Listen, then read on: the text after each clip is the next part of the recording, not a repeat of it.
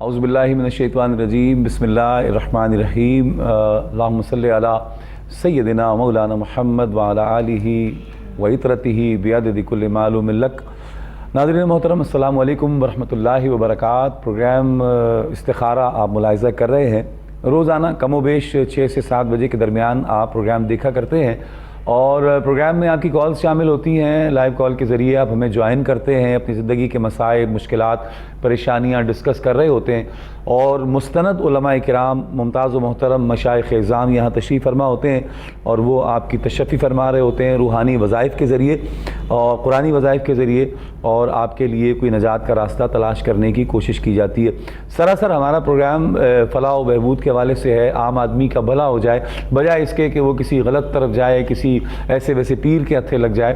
اس programme کا مقصد صرف یہ ہے کہ یہاں پر بیٹھ کر آپ کے مسائل اور مشکلات کے حوالے سے کچھ وظائف بتائے جائیں، نماز کی تلقین کی جائے، قرآن پڑھنے کا بتایا جائے، تاکہ یہ وہ ساری چیزیں ہیں کہ جو بندے کو مشکل سے نکالتی ہیں، پریشانی سے نکالتی ہیں، اور بندہ آسانیوں کی طرف جاتا ہے۔ اور جتنا انسان دین سے دور ہوتا ہے ناظرین محترم، اتنا ہی تکلیف کا شکار ہوتا ہے۔ وہ کسی اللہ کے ولی نے کہا تھا کہ کامیابی ساری کی ساری دین کے اندر ہے، اور ہم کامیابی کو ڈھونڈتے ہیں دنیا کے اندر۔ تو دنیا کے اندر کامیابی نہیں مل سکتی جب تک کہ آپ دین کے ساتھ کنیکٹ نہیں ہوں گے، دین سے رجوع نہیں کریں گے، دین کو اپنی زندگی میں نہیں لائیں گے۔ میرے ساتھ آج کے پروگرام میں تشریف فرمائے ممتاز و محترم عالم دین کے کم و بیش روزانہ ہی آپ ہمارے ساتھ موجود ہوتے ہیں، اور کوہ نور ٹی وی کے آڈینس انہیں بڑی اچھی طرح جانتے ہیں، ان سے پیار کرتے ہیں، محبت کرتے ہیں۔ تشریف فرمائے استاذ العلماء ممتاز و محترم عالم دین حضرت علامہ پیر حفیظ اللہ سہروردی صاحب۔ السلام علیکم۔ وعلیکم السلام ورحمۃ اللہ۔ حضور خیریت سے؟ شکر الحمد ماشاءاللہ۔ دوسرے ہمارے مہمان وہ بھی کسی حوالے اور تعارف کے محتاج نہیں، بارہا آپ انہیں دیکھا کرتے ہیں، کوہ نور ٹی وی ان کی پہچان ہے۔ تشریف فرما ہے ممتاز و محترم عالم دین حضرت علامہ مفتی سید شہباز سیفی صاحب۔ السلام علیکم۔ وعلیکم السلام ورحمۃ اللہ۔ حضور خیریت ہے؟ الحمدللہ، اللہ کا کرم۔ آج دیر تو نہیں ہوئی آپ کو؟ نہیں جی، آج میں ایڈوانس آ گیا ہوں۔ آج ایڈوانس آ گئے۔ آج میں لیٹ ہوا ہوں، لیکن الحمدللہ کہ وہ میرا ایک ریکارڈ ہے کہ اپنے ٹائم پہ پہنچ جانا۔ جی جی، 6 سے پہلے انٹری اللہ نے کروا دی۔ لگ تو یہ رہا تھا کہ 6:10 ہوں گے، لیکن ٹائم پہ 5-6 سالوں میں 2 مرتبہ ایسا ہوا ہے ہو جاتا ہے، پروگرام سے لیٹ ہوا ہوں میں۔ ہو جاتا ہے، ایک اس دن پچھلے ہفتے میں، جی جی، اور ایک بار اس سے پہلے۔ لیکن ٹریفک جام کا تو کچھ نہیں پتا نا، کسی وقت کہیں بھی جام ہو سکتا ہے۔ بالکل ایسا۔ حضور قبلہ کیسے اعتراض ہیں؟ خیریت سے ہیں؟ ٹھیک ہے۔ جی شکر الحمدللہ۔ اچھا، میں ابھی ذکر کر رہا تھا اس سے پہلے کہ کوئی کالر آ دھم کے، میں تو یہی کہوں گا کیونکہ میں بات کرنے کا موقع ہی نہیں ملتا، بلکہ آ چکا ہے کالر۔ تو دین سے دوری ہماری تکالیف کا باعث ہے، میں یہ سمجھتا ہوں، میرا ذاتی پرسیپشن یہ ہے کہ ذاتی پرسیپشن اس بنا پر ہے کہ تجربہ اور جو میں نے زندگی کے معاملات دیکھے، تو اس میں مجھے یہی نظر آیا ہے کہ دین سے دوری جو ہے وہ تکلیف کا باعث ہوتی ہے۔ انسان یہ سمجھتا ہے کہ میرے پاس بہت دولت ہے، کہیں نہ کہیں پھر زندگی میں جا کے پھنس جاتا ہے، پھنستا ضرور ہے، اور پھر وہی بات کہ ہوگا وہی جو میری چاہت ہے، اس کی چاہت کے لیے پھر سجدہ کرنا پڑتا ہے، پھر آنا پڑتا ہے۔ ایک کالر کو شامل کرتے ہیں۔ السلام علیکم۔ وعلیکم السلام سر، آزاد بات کر رہا ہوں میاواڑی سے۔ جی آزاد بھائی، آپ خیریت سے ہیں؟ اللہ کا کافی کرم۔ جی جناب، کیا فرماتے ہیں؟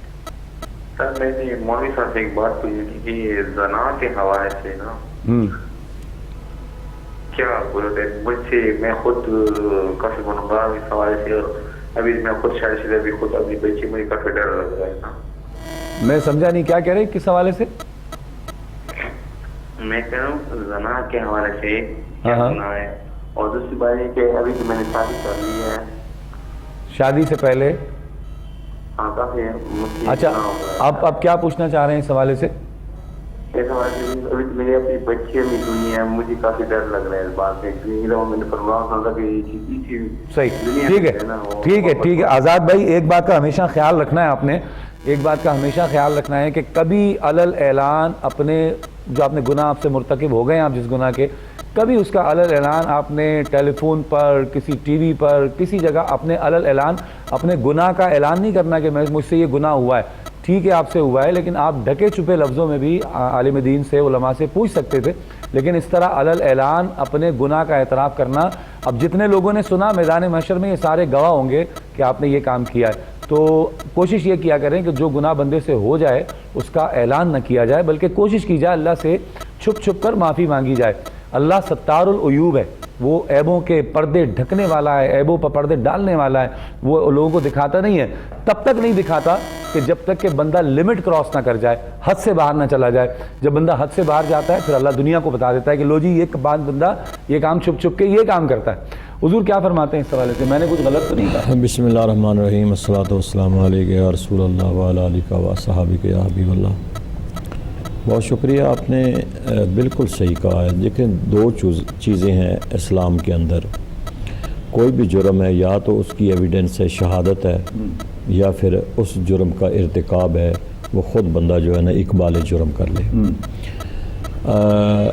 اب میرے بھائی، چونکہ بعض یہ ایسی ہے کیونکہ اس کی سزا بھی اللہ نے بڑی سخت رکھی ہے، اس کے گواہ بھی آپ کو پتہ ہے، والذی یرمون المحصنات ثم لم یاتوا باربعۃ شہداء، 4 گواہ ہیں اس کے۔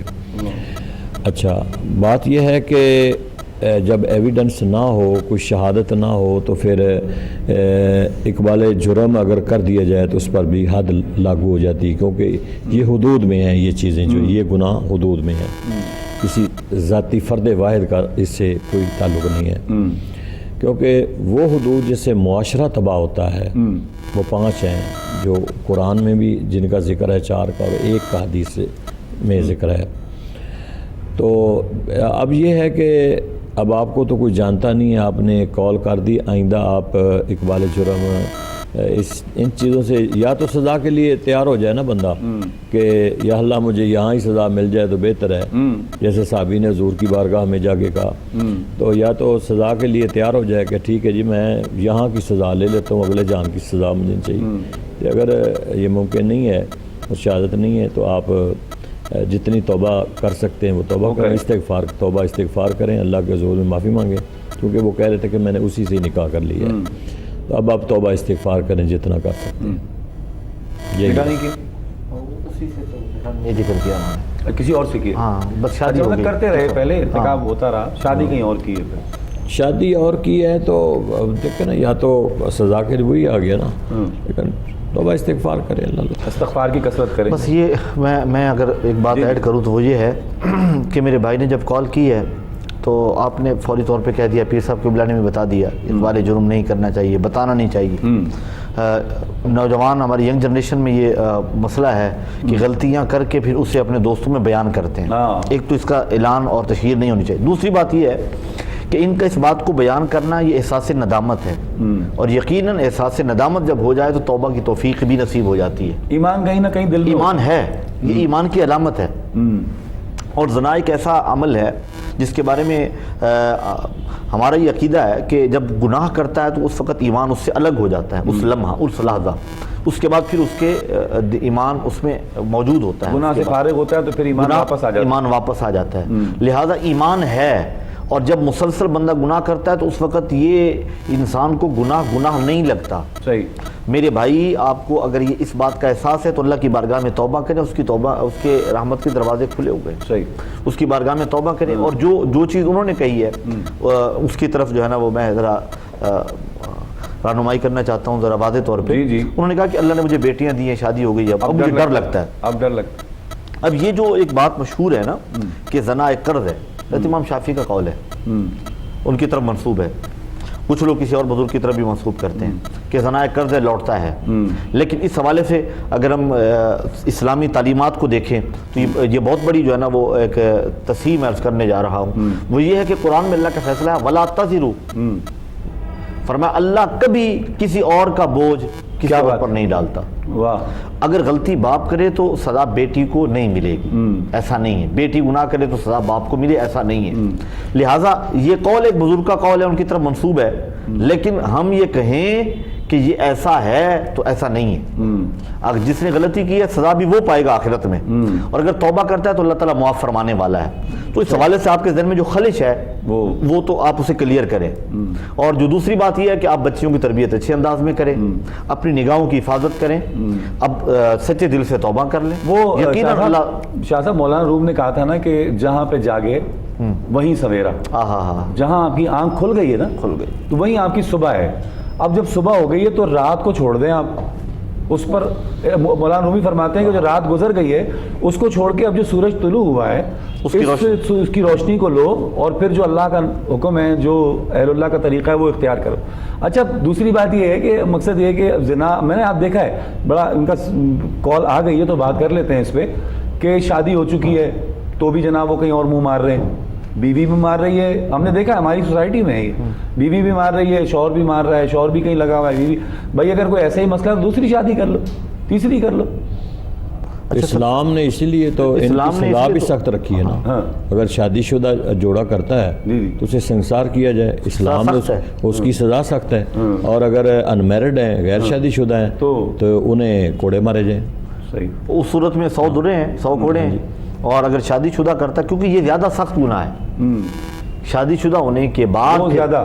اب اگر ایسا کوئی معاملہ ہے جو جس طرف آپ نے اشارہ کیا تو اسلام نے اس لیے اجازت دیا، فَانْكِحُوا مَا طَابَ لَكُم مِّنَ النِّسَاءِ مَثْنَىٰ وَثُلَاثَ وَرُبَاع، 2 2 3 3 4 4، لیکن اس کے ساتھ بھی آگے قید لگا دی ہے، فَإِنْ خِفْتُمْ أَلَّا تَعْدِلُوا فَوَاحِدَةً، اگر عدل نہیں کر سکتے، تمہیں یہ ڈر ہے، یہ خوف ہے عدل نہیں کر پاؤ گے، تو پھر ایک ہی کافی ہے، پھر ایک ہی نکاح کرنا ہے۔ ویسے میں اب چونکہ ذکر آ ہی گیا ہے شاہ جی، تو میں پوچھنا ہی چاہوں گا کہ یہ جو عدل کا معاملہ ہے تو چونکہ آپ کی پریکٹس ہے، جس طرح وکیل کی پریکٹس ہوتی ہے، ڈاکٹر کی پریکٹس ہوتی ہے، تو چونکہ آپ کی پریکٹس ہے تو اس پریکٹس کے حوالے سے کیا فرماتے ہیں کہ مقصد عدل ہو جاتا ہے؟ اچھا اب آپ نے بریک لے لیں، سالار صاحب کو نا یہ سوال اچھا نہیں لگا، وہ کہتے ہیں یار بریک لے لیں پہلے، ایک مختصر سا وقفہ ہے ناظرین محترم، وقفے سے لوٹیں گے تو شاہ صاحب سے پوچھیں گے کہ بھائی 2 شادیوں کے بعد عدل کیسے ہوتا ہے، کیونکہ ان کا تجربہ بھی ہے، ان کی پریکٹس بھی ہے۔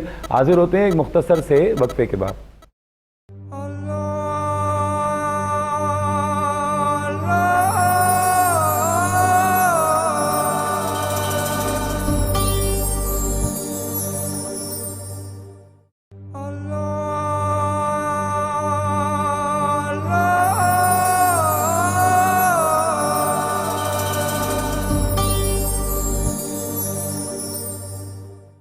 خوش آمدید ناظرین محترم، پروگرام استخارہ ملاحظہ کر رہے ہیں۔ زندگی کا کوئی بھی مسئلہ، پریشانی، قرض، مرض، کوئی تھانہ، کچہری، بیماری، رشتے کا نہ ہونا، اس انداز کے کوئی بھی مسئلے اگر آپ کی زندگی سے چمٹے ہوئے ہیں تو آپ ہمیں کال کیجئے، ہمارے پروگرام میں شامل ہو جائیے۔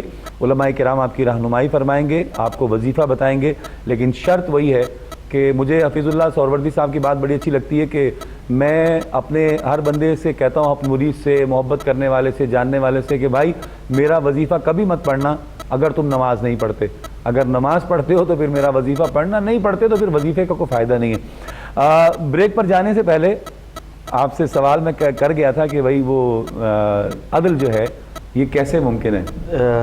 دیکھیں شریعت نے جو ہماری رہنمائی کی ہے، ہم اس کی روشنی میں جب دیکھتے ہیں تو لباس میں، قیام میں، طعام میں، جبھی معاملات میں برابری کا حکم ہے۔ نبی کریم صلی اللہ تعالی وسلم نے متعدد نکاح فرمائے، لہذا اس روشنی میں جب ہم دیکھتے ہیں جس انداز میں میرے کریم آقا نے عدل فرمایا، انصاف فرمایا، اسے جب پیش نظر رکھ لیا جائے تو میرے خیال میں مشکل نہیں ہے۔ جو ہے نا وہ جیسے رات گزارنے کی باری ہے، اسی طرح لباس جیسے ایک کا ہے ویسے دوسری کا، جس انداز میں جیسا کھانا پہلی کا ویسا دوسری کا، وہ ساری چیزیں جب ایکول رکھیں تو یہ اتنا مشکل بھی معاملہ نہیں ہے۔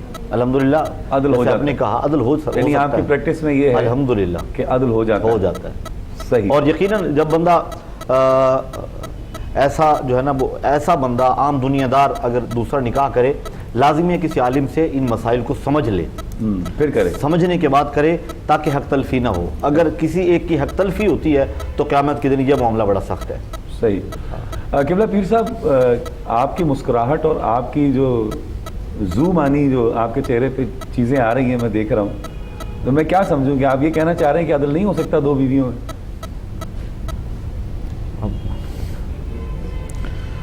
نہیں، میں آپ ممکن نہیں ہے، میں آپ کی زومانی مسکراہٹ کی وجہ سے ممکن نہیں ہے، ممکن نہیں ہے۔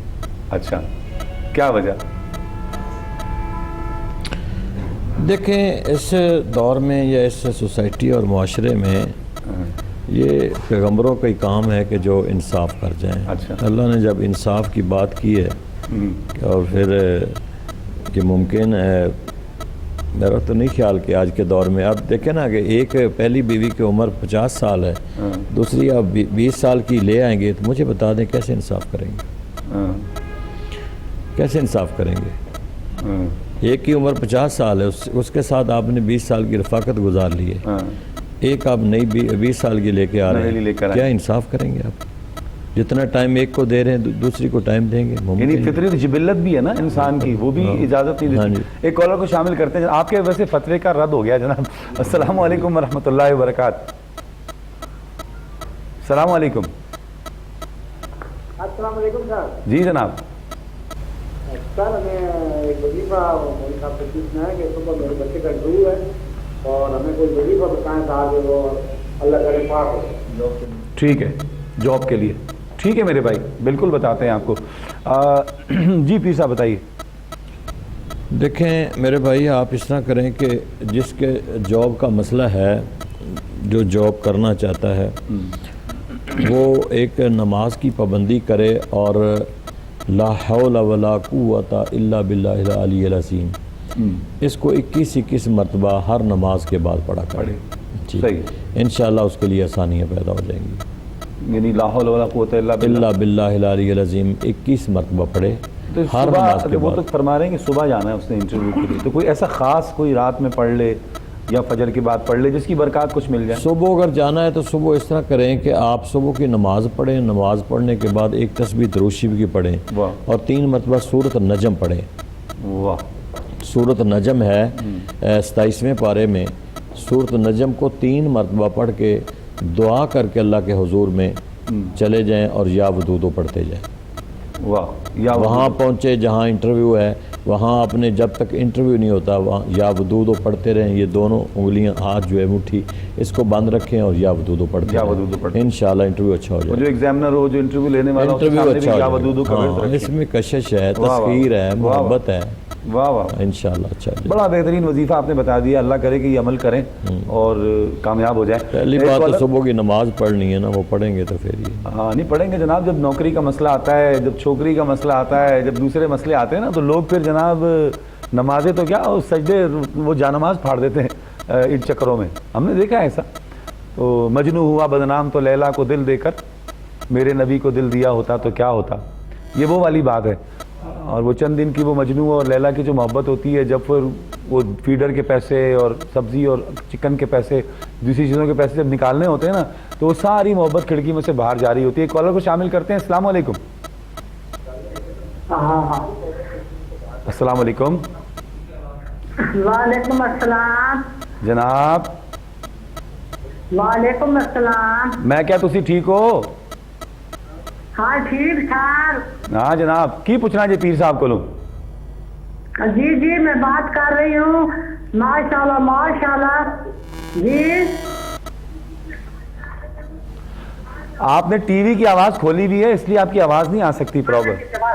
بند کر ہاں بند ہے اب ماشاءاللہ بند ہے۔ اچھا، اب میں پیر صاحب سے میں یہ بات پوچھنا چاہتی ہوں کہ میں اب ماشاءاللہ ٹھیک ہو رہی ہوں۔ ماشاءاللہ۔ جو درد تھا مجھے مورے کا درد اپنے گھر میں بھی نہیں چل سکتی تھی، اب ماشاءاللہ میں ٹھیک ہوں۔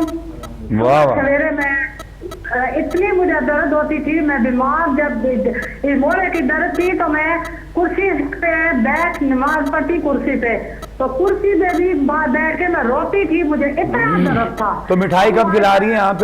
پھر ہمیں مٹھائی کب کھلا رہی ہیں آپ؟ جی مٹھائی کب کھلا رہی ہیں ہمیں؟ ہاں کیوں نہیں، بسم اللہ کر کے میں تو آپ کو دیکھتے ہی ایسے جو آپ کے منہ سے موتی کرتے ہیں، میں بولتی ہوں سن لو کیا کرو، اب آپ دور بیٹھا ہوں یا یہ ضلع چکوال ہے، آپ لاہور ہوں گے، پتہ نہیں کہاں چلے آپ کا میں آپ کا ذکر سب کے سامنے کرتی ہوں۔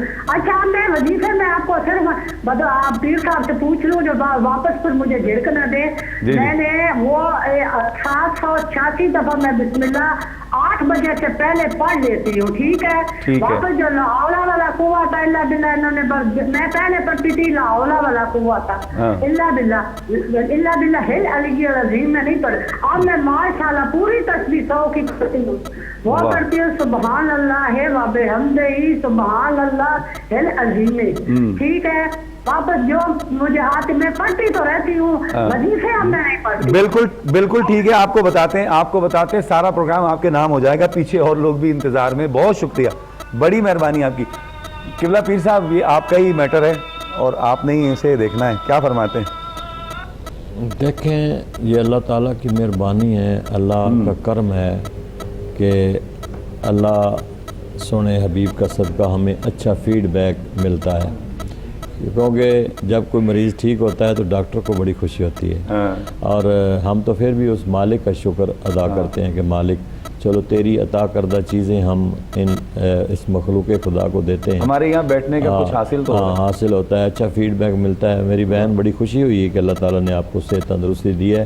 مزید آپ بسم اللہ شریف کا ورد آپ نے چھوڑنا ہی نہیں ہے, آپ اس کو پڑھتے رہا کریں, باقی کچھ پڑھیں نہ پڑھیں یہ پڑھنا, لیکن بسم اللہ شریف آپ پڑھیں, آپ انشاءاللہ ٹھیک ہو جائیں گی, کوئی بیماری آپ کے نزدیک نہیں جائے گی. اچھا ماشاءاللہ. مقصد ان کا تو کام ہو گیا.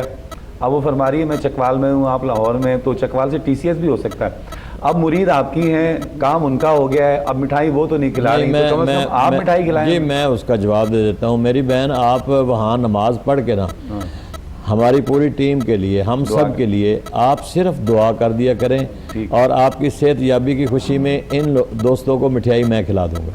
مٹھائی آپ مٹھائی میں کھلا, جی میں کھلا دوں گا. ٹھیک ہے جی, مٹھائی تو میں نے پکی کر لی. سالار صاحب ایک کالر کو شامل کرتے ہیں. السلام علیکم. ہاں جی وعلیکم السلام. جی میری بہن.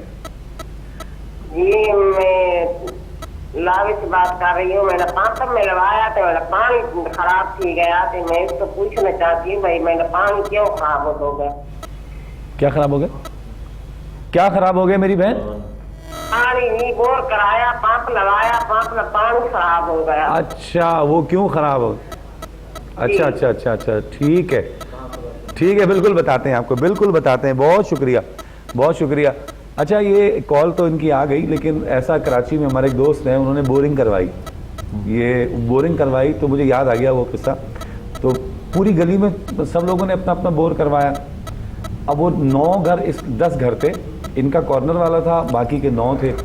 اب وہ 9 کہتے ہیں یار ہمارا پانی کھارا آتا ہے, عارف صاحب آپ کے گھر میں میٹھا پانی کیوں آتا ہے یہ؟ تو عارف صاحب کہنے لگے کہ بھائی یہ جو بورنگ ہو رہی تھی نا, تو میں درود شریف پڑھ پڑھ کے اس میں بوتلیں بھر بھر کے ڈالتا تھا.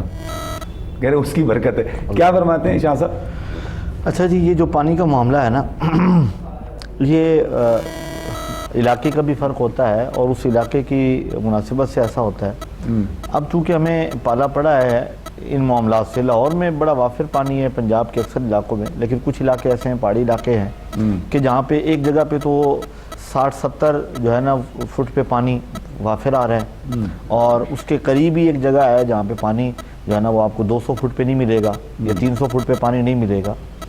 تو اس میں 2-3 چیزیں جو ہے نا وہ ہیں. ماہرین اپنے تئیں آراء دیتے ہیں کہ یہ پانی بالکل باریک جو ہے نا وہ جیسے ایک دھار ہوتی ہے, رگیں جیسے ہوتی ہیں نا انسانی جسم, اسی انداز میں ہوتے ہیں.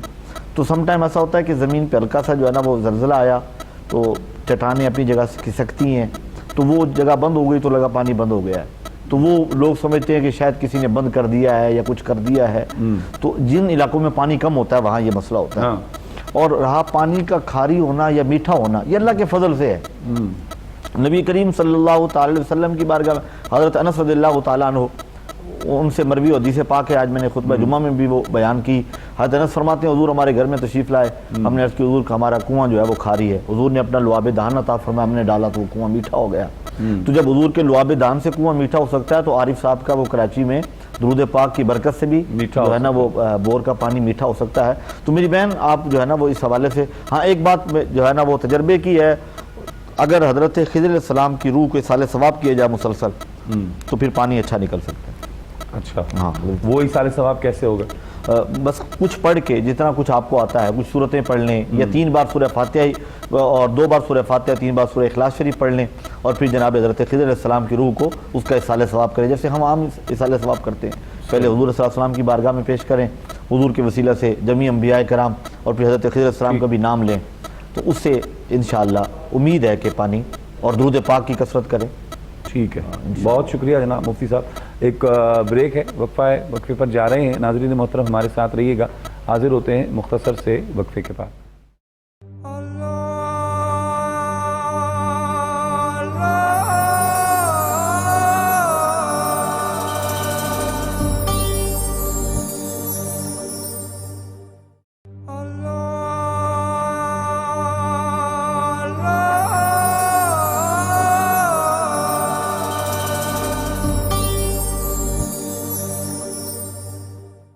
خوش آمدید ناظرین محترم، پروگرام استخارہ آپ ملاحظہ کر رہے ہیں. آپ کی کال سے یہ پروگرام سجتا ہے. آپ کال کرتے ہیں اپنی زندگی کے مسائل، پریشانیاں اور تکالیف کے حوالے سے ہم سے مشورہ کر رہے ہوتے ہیں. علماء کرام، مستند علماء کرام، مشائخ اعظام آپ کی رہنمائی فرما رہے ہوتے ہیں. بریک پر جانے سے پہلے ہم بات کر رہے تھے کہ یہ جو ایک عام طور پر خیال لوگوں کے، عورتوں کے ذہن میں زیادہ آتا ہے حضور کہ جی وہ ہمارے پانی جو ہے بورنگ کا وہ میٹھا آنا چاہیے، تو یہ ایک دم کڑوا ہو گیا. اچھا، پھر قبلہ شاہ صاحب نے اس پہ ارشاد فرمایا کہ درود شریف کی بھی برکت اور پھر حضرت خضر علیہ السلام کی روح کو اصال ثواب کیا جائے. آپ کیا فرماتے ہیں اس حوالے سے؟ ویسے میری رائے یہ ہے کہ جو کچھ ہم روئے زمین پہ بحیثیت انسان کر رہے ہیں، کیا ہم پھر بھی یہ امید رکھتے ہیں یہ پانی میٹھا ہونا چاہیے؟ واہ، ہم امید رکھتے ہیں. یہ تو میں سمجھتا ہوں کہ میرے رب کا کرم ہے کہ جو روئے زمین پر ہو رہا ہے. آپ کو پتہ ہے کہ جہاں زنا ہوتا ہے وہاں زمین پھٹ جاتی ہے، زمین کانپتی ہے. یہ اس زمین کا ہی کام ہے کہ اس کے باوجود ہمیں زمین سے اناج بھی ملتا ہے جو ہم کھاتے ہیں، سارا کچھ کرتے ہیں. تو یہ رب کی مہربانی ہے کہ ہم اتنا کچھ رب کو ناراض کرنے کے باوجود بھی پھر بھی اللہ تعالیٰ ہمیں میٹھا پانی دے رہا ہے. سرکار علیہ السلام کی دعاؤں کی برکت سے، دعاؤں کے برکت سے بچے رہے ہیں، ورنہ دوسری امتوں پہ تو فوراً عذاب آئیں. دیکھو جی، پھر یہ سرکار کا ہی تو کرم ہے کہ اللہ نے قرآن پاک میں فرمایا کہ محبوب تیری وجہ سے تیرے ہوتے ہوئے عذاب نازل نہیں ہو سکتا. لیکن چھوٹے چھوٹے جو ہمارے امتحانات، چھوٹی چھوٹی آزمائشیں، مشکلات ہمارے، یہ وما کان اللہ لیظلمہم ولکن کانوا انفسہم یظلمون. اللہ تو کسی پر ظلم نہیں کرتا، ہم اپنی ذات پہ خود ہمسیلف ظلم کرتے ہیں. بالکل. تو اس لیے اگر پانی کہیں ایسا ہوتا ہے تو تھوڑا سا اس جگہ کو چینج کر لیا جائے، یا جیسے مفتی صاحب نے فرمایا کہ دروشی پڑھا کریں. ٹھیک ہے. احسان اللہ صاحب ہمارے ساتھ لائن پر ہیں. السلام علیکم. جی وعلیکم السلام ورحمۃ اللہ. جی جناب.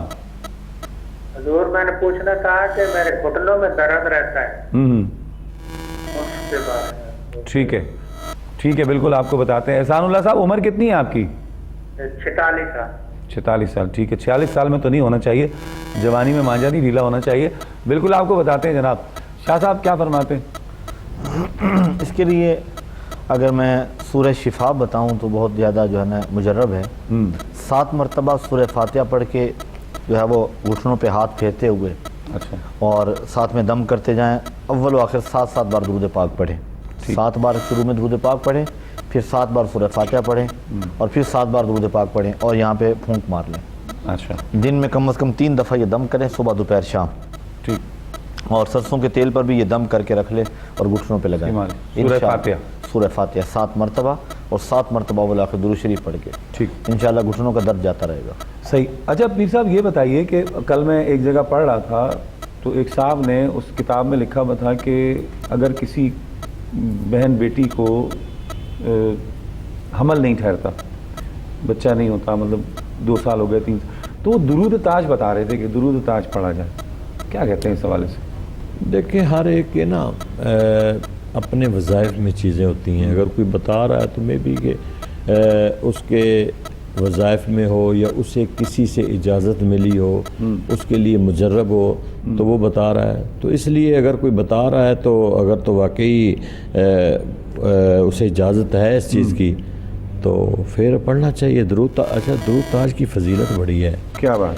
درود تاج کے آپ شروع سے لے کے یہ اینڈ تک حضور کی صفتوں کو بیان کیا گیا. سبحان اللہ. ایک ایک چیز کو مطلب ہے کہ یا صاحب التاج والمعراج والبراق والعلم، آپ اس کو پڑھتے جائیں. 4 لفظ، 4 جو ہیں یہ جملے چھوٹے چھوٹے جو ہیں، 4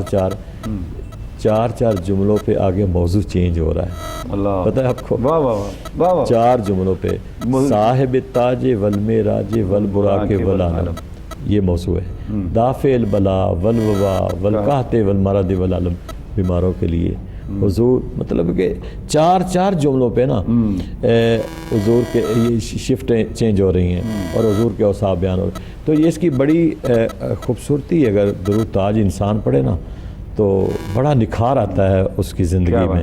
اسمہ مکتوب مرفوع معمولات میں سے ہے. اور مجھے لگا پیر صاحب نے جس خوبصورتی سے اس کا جو ہے نا وہ نقشہ کھینچا, چار میں جو بات کی میں نے آج غور کیا. تو میں گزارش کرنا چاہوں گا ایسے دوست جن کے کام پھنسے ہوئے ہیں, تو میرے معمولات میں سے جو ہے وہ عرض کر رہا ہوں. واہ.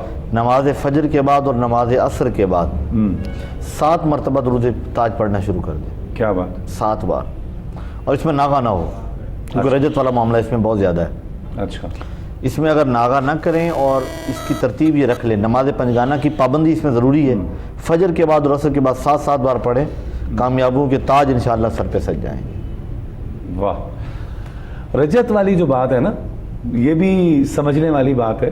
اچھا, یہ درود تاج کے حوالے سے میں ایک چھوٹا سا واقعہ عرض کر دوں تاکہ لوگوں کو اور مزہ آئے اور لوگ اس کو پڑھنے کی طرف راغب ہو.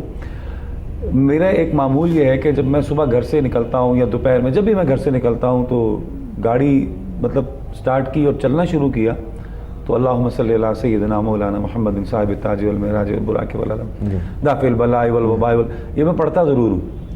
لٹرلی آپ یقین کریں کہ میں ایک دن میں گھر سے نکلا تو ہمارے گھر سے جب نکلو تو رائٹ پہ لیفٹ پہ وہ چوڑی گلیاں ہیں بڑی, تو اکثر ہمارے کراچی میں موٹر سائیکل والے جو ہے نا وہ بڑے بے ہنگم سٹائل سے نکلتے ہیں گلیوں سے. اب میں پڑھتا ہوا جا رہا ہوں اور مجھ سے آگے ایک نئی کرولا بالکل برانڈ نیو وہ مجھ سے آگے ہے. اب اس کے اور میرے درمیان کوئی 2-4 سیکنڈ کا ہی فرق ہوگا.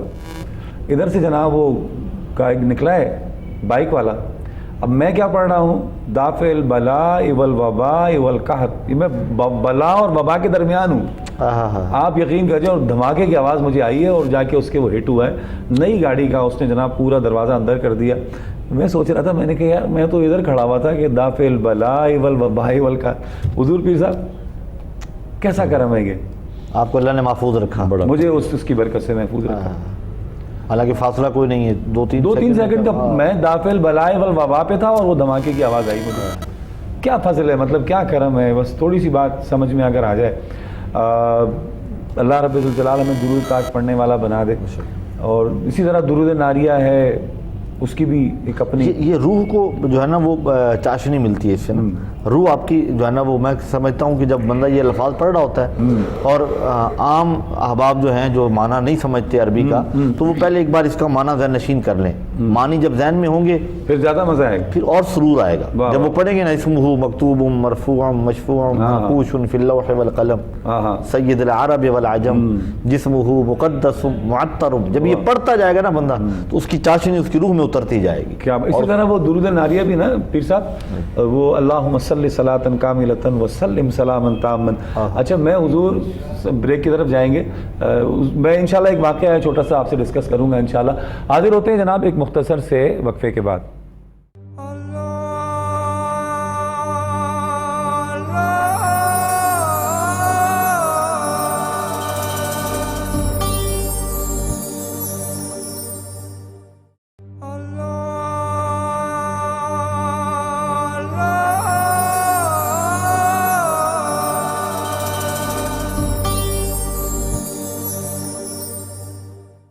خوش آمدید ناظرین محترم, پروگرام استخارہ آپ ملاحظہ کر رہے ہیں, آخری لمحات ہیں. جب تک آپ کی کال نہیں آ رہی ہے تو ہم درود پاک کی فضیلت اور درود پاک کے رنگ و نور کو سمیٹنے کی کوشش کر رہے ہیں, اس سے کچھ روحانیت حاصل کرنے کی کوشش کر رہے ہیں. حضور افطار کا جو ٹائم ہے نا, عین افطار کے ٹائم یعنی عصر مغرب کے درمیان حضور کے معاج شریف کے سامنے, یا آپ ادھر چھتریوں کے پاس ہی کہیں بیٹھے ہوئے تو وہاں اگر یہ درود شریف پڑھا جائے, اللہم صلی صلاۃ کاملۃ وسلم سلام, ایسا سرور اور لطف آتا ہے, ایسے لگتا ہے سرکار علیہ السلام سن رہے ہیں خدا کی.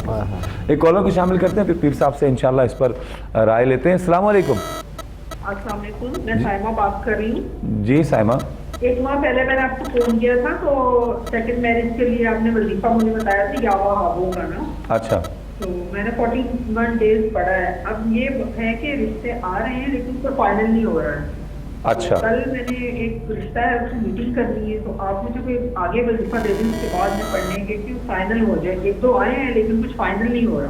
فائنل بھی ہو جائے گا انشاءاللہ وظیفے کی برکت سے. آنا 41 ڈیز کے بعد مجھے فون کر کے نا بتائیے گا دوبارہ. ٹھیک ہے بالکل انشاءاللہ وظیفے کی برکت سے رشتے آنا شروع ہوئے ہیں تو انشاءاللہ یہ منطقی انجام تک بھی انشاءاللہ بات پہنچے گی. پیر صاحب سے پوچھتے ہیں جناب. جی حضور. دیکھیں ہمارے وظائف میں اویسی صاحب بالخصوص میری بہن جو سوال کر رہی ہے, وظائف میں اگر کوئی وظیفہ چل جائے تو اس کو چھوڑنا نہیں چاہیے. اچھا. کیونکہ بعض دفعہ وظائف اپنی لمٹ میں نہیں چلتے ہیں, پھر ہم اس کو مزید آگے پڑھنے کے لیے اگر کوئی وظیفہ چل گیا, جس طرح بہن بتا رہی ہے کہ رشتے آنے شروع ہو گئے, اس کا مطلب یہ کہ وظیفہ چل گیا ہے, تو میری بہن آپ اس کو چھوڑیں نا, آپ اس کو پڑھیں, کنٹینیو رکھیں, پڑھیں, کوئی 21 دن اور پڑھیں اس کو, پھر ہمیں صورتحال بتائیں, اور امید ہے کہ اس دوران آپ کا جو ہے نا یہ کہیں نہ کہیں آپ کا وہ ہو جائے گا مسئلہ حل. صحیح, کیونکہ یہ کام کر رہا ہے, اسی لیے تو رشتے آنے شروع ہو گئے. ماشاءاللہ ماشاءاللہ انشاءاللہ اللہ رب الجلال کرم فرمائے گا. ایک کالر ہے جناب. السلام علیکم. السلام علیکم.